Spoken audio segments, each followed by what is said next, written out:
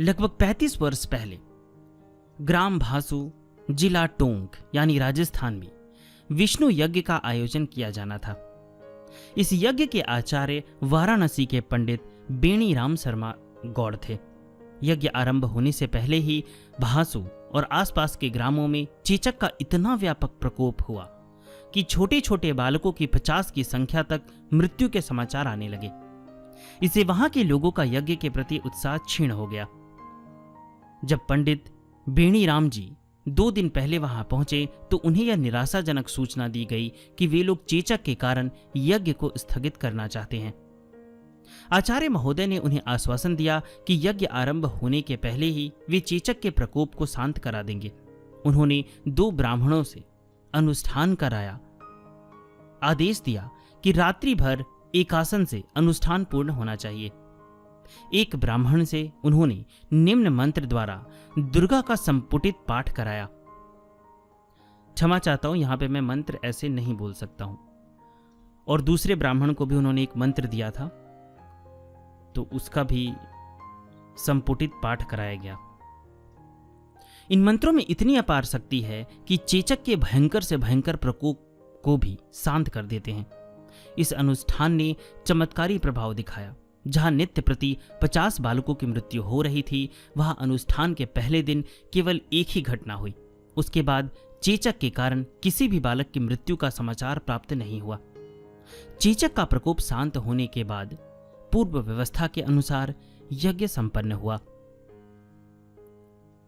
ये जो मंत्र है इसे मैं अपने टेलीग्राम चैनल पे डाल दूंगा। टेलीग्राम में अगर आप सर्च करेंगे अमसु ज्ञान AMSUGYAN तो आपको हमारा चैनल मिल जाएगा। नहीं तो मैंने डिस्क्रिप्शन में भी लिंक दिया है, तो आप वहाँ पे जा सकते हैं। वहाँ पे जाके आप ये मंत्र को देख सकते हैं। सिर्फ देखना है, प्रयोग नहीं करना है।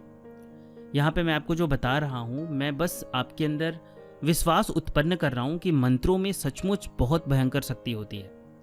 अगर आप चाहते हैं इनका प्रयोग करना, तो पहले आपको तो धीरे धीरे अध्ययन करना चाहिए, राम नाम बहुत जपना चाहिए, राम नाम लिखना चाहिए। उससे धीरे धीरे जो आपका आत्मिक बल है, आध्यात्मिक बल है, वो बढ़ जाएगा। और उसके बाद आपको कोई योग्य गुरु मिल जाएंगे, उसके बाद ही आप ये सब प्रयोग कीजिएगा। अगर योग्य गुरु मिल गए तो आपको इससे भी बहुत भयंकर भयंकर प्रयोग वो करवा सकते हैं, लेकिन उसके पहले आपको योग्य बनना होगा। अगर आप मैथ्स में कैलकुलस सॉल्व करना चाहते हैं तो पहले आपको नंबर्स, ऐड, मल्टीप्लिकेशन ये सब आना चाहिए ना। नहीं तो फिर, जैसे मैं एक छोटी सी बात बता देता हूँ। एक बार एक शिष्य अपने गुरु के पास गए और उन्होंने बोला ना कि मैंने सुना है कि एक संत थे दूसरे शहर में, और उन्होंने अपने शिष्य के सर पे हाथ रखा और पूरे ब्रह्मांड का सैर करा दिया। तो मैं तो आपकी इतनी सेवा करता हूँ, आपने मुझे अभी तक वो शक्ति क्यों नहीं दी? वो बहुत जिद करने लगा। तो संत ने क्या किया, उसके सर पे हाथ रख दिया। उसके बाद क्या हुआ कि वो 3 दिनों तक बेहोश रहा। उसका चौथे दिन होश आया, तो फिर वो अपने गुरुजी से माफ़ी मांगने लगा। फिर गुरुजी ने बोला कैसा अनुभव हुआ? तो वो तो बोला बहुत, मैं परमानंद में घूम रहा था, मैंने बहुत बहुत अच्छा महसूस किया, लेकिन मुझे क्षमा कर दीजिए।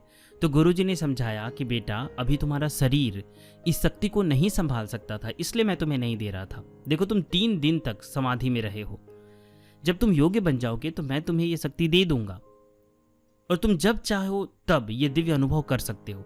तो कहने का मतलब ये है कि मंत्र के भी जो प्रयोग हैं वो कहीं भी ऐसे बुक से पढ़ के शुरू नहीं करना चाहिए, उससे आपको बहुत हानि हो सकता है। धन्यवाद।